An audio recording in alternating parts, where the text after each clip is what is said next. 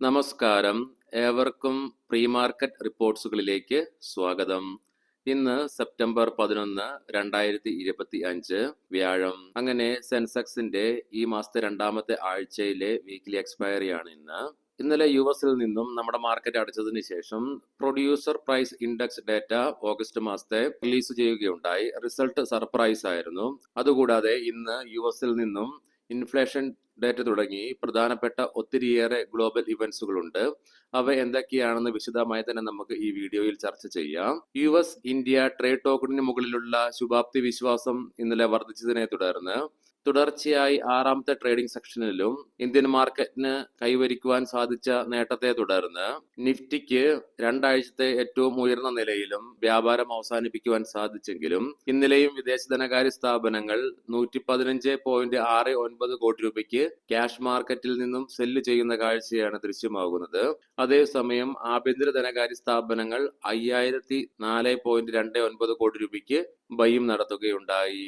ഇന്നത്തെ മാർക്കറ്റിലേക്ക് സ്പെസിഫിക് ആയിട്ട് വരുമ്പോൾ ഇന്നലെ നിഫ്റ്റിക്ക് 25,000 എന്ന സൈക്കോളജിക്കൽ ലെവൽ ഇൻട്രാഡേ ബേസിസിൽ മറികടക്കുവാൻ സാധിച്ചെങ്കിൽ കൂടിയിട്ടും ഈ ലെവലിന് തൊട്ടു താഴെയായിട്ട് വ്യാപാരം അവസാനിപ്പിക്കേണ്ടതായിട്ട് വരികയുണ്ടായി. അതുകൊണ്ട് തന്നെ അനലിസ്റ്റുകളുടെയും എക്സ്പെർട്ടുകളുടെയൊക്കെ അഭിപ്രായ പ്രകാരം ഇന്ന് നിഫ്റ്റിക്ക് 25,000 എന്ന സൈക്കോളജിക്കൽ ലെവൽ അതിശക്തമായി മറികടന്നുകൊണ്ട് ഈ ലെവലിന് മുകളിലായിട്ട് നിലനിന്നുകൊണ്ട് മുൻപോട്ടൊരു പ്രയാണം സാധ്യമാവുകയാണെങ്കിൽ 25,150, 25,250 എന്നീ ലെവലുകളിൽ റെസിസ്റ്റൻസ് ഫേസ് ചെയ്തേക്കാം. ഇന്ന് നിഫ്റ്റിയിൽ ഒരു ഫോൾ ഉണ്ടാവുകയാണെങ്കിൽ 24,900 തുടർന്ന് 24,800 എന്നീ ലെവലുകൾ ഇമ്മീഡിയറ്റ് സപ്പോർട്ടായിട്ട് മാറിയേക്കാം. അതേസമയം 24,700 എന്ന ലെവൽ നിഫ്റ്റി ബ്രേക്ക് ചെയ്യുകയാണെങ്കിൽ സെല്ലിംഗ് പ്രഷറും അനുഭവപ്പെട്ടേക്കാം. പ്രത്യേകം ശ്രദ്ധിക്കുക, ഇത് അനലിസ്റ്റുകളുടെയും എക്സ്പെർട്ടുകളുടെയും അഭിപ്രായങ്ങൾ മാത്രമാണ്, റെക്കമെൻഡേഷൻ അല്ല. എഡ്യൂക്കേഷൻ പർപ്പസിന് വേണ്ടി മാത്രമാണ് ഈ ലെവലുകൾ വിശദീകരിക്കുക ഉണ്ടായത്. ഇന്നലെ വൈകുന്നേരം നമ്മുടെ മാർക്കറ്റ് അടച്ചതിന് ശേഷം 6 മണിയോടുകൂടി യുഎസിൽ നിന്നും ഓഗസ്റ്റ് മാസത്തെ PPI ഡാറ്റ റിലീസ് ചെയ്യപ്പെടുകയുണ്ടായി. മാർക്കറ്റ് എക്സ്പെക്ടേഷനെയൊക്കെ മറികടന്നുകൊണ്ട് 3.3% എന്ന ഫോർകാസ്റ്റ് ചെയ്ത ലെവലിൽ നിന്നും 2.6% ഓഗസ്റ്റ് മാസത്തെ PPI ഇൻഡെക്സ് റിപ്പോർട്ട് ചെയ്യുകയുണ്ടായത്. ഇന്ന് പ്രധാനപ്പെട്ട ഒത്തിരിയേറെ ഗ്ലോബൽ ഇവന്റ്സ് ഉണ്ട്. രാവിലെ 7:45 യൂറോപ്പിൽ നിന്നും ഡിപ്പോസിറ്റ് ഫെസിലിറ്റി റേറ്റ് റിലീസ് ചെയ്യുന്നുണ്ട്. അതുകൂടാതെ അതേസമയം തന്നെ യൂറോപ്പിൽ നിന്നും ECB ഇൻട്രസ്റ്റ് റേറ്റ് ഡിസിഷനും പുറത്തു വരാനിരിക്കുന്നു. വൈകുന്നേരം നമ്മുടെ മാർക്കറ്റ് അടച്ചതിന് ശേഷം യുഎസിൽ നിന്നും ഓഗസ്റ്റ് മാസത്തെ ഇൻഫ്ലേഷൻ ഡാറ്റകൾ റിലീസ് ചെയ്യാനിരിക്കുന്നുണ്ട്. അതുകൂടാതെ വൈകുന്നേരം 6:15 യൂറോപ്പിൽ നിന്നും ECB പ്രസ് കോൺഫറൻസും വരാനിരിക്കുന്നു. ഇതുകൂടാതെ നാളെ ഇന്ത്യയിലെ ഇൻഫ്ലേഷൻ ഡാറ്റകളും പുറത്തു വരാനിരിക്കുന്നു. അതുകൊണ്ട് തന്നെ ഓവർനൈറ്റ് പൊസിഷൻസ് ഒക്കെ ഹോൾഡ് ചെയ്യുന്നവർ 2 പ്രാവശ്യം ചിന്തിച്ചിട്ട് ചെയ്യുക. ഇന്നലെ ലീഡിംഗ് ആയ ADR സ്റ്റോക്സിൽ ICICI ബാങ്ക്, ഇൻഫോസിസ് ADRകൾക്ക് നഷ്ടത്തോടുകൂടി വ്യാപാരം അവസാനിപ്പിക്കേണ്ടി വന്നപ്പോൾ ഡോക്ടർ റെഡ്ഡീസ് ADR ഫ്ലാറ്റ് ആയിട്ടും ആക്സിസ് ബാങ്ക്, HDFC, വിപ്രോ ADRകൾ നേട്ടത്തോടുകൂടിയും വ്യാപാരം അവസാനിപ്പിക്കുകയുണ്ടായി. ഗ്ലോബൽ മാർക്കറ്റുകൾ പരിശോധിക്കാം. AI ഫേംസുകളുടെ ക്ലൗഡ് സർവീസിലുള്ള ആവശ്യകത വർദ്ധിച്ചതിനെ തുടർന്ന് ഇന്നലെ യുഎസിൽ ഒറാക്കിളില് 1992 ശേഷം സിംഗിൾ ഡേയിലെ ഏറ്റവും വലിയ നേട്ടം കൈവരിക്കുന്ന കാഴ്ചയും ദൃശ്യമായി. 41% നേട്ടമാണ് ഇൻട്രാഡേ ബേസിസിൽ ഒറാക്കിളിന് നേടുവാൻ സാധിച്ചത്.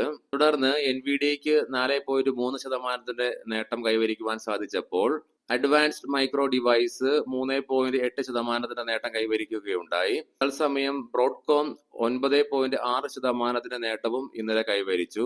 അതുകൊണ്ട് തന്നെ ഇന്നലെ യുഎസില് S&P 500ഉം നാസ്ഡാക്ക് ഒക്കെ ഫ്രഷ് റെക്കോർഡ് ഹൈ ക്രിയേറ്റ് ചെയ്യപ്പെടുകയുണ്ടായി. അതിനെ തുടർന്ന് S&P 500നും നാസ്ഡാക്കിനൊക്കെ നേട്ടത്തോടുകൂടി തന്നെ വ്യാപാരം അവസാനിപ്പിക്കുവാൻ സാധിക്കുകയുണ്ടായി. നിലവിൽ ഡോ ജോൺസ് ഫ്യൂച്ചർ 32 പോയിന്റുകളുടെ നേട്ടത്തോടുകൂടി തന്നെയാണ് വ്യാപാരം തുടർന്നുകൊണ്ടിരിക്കുന്നത്.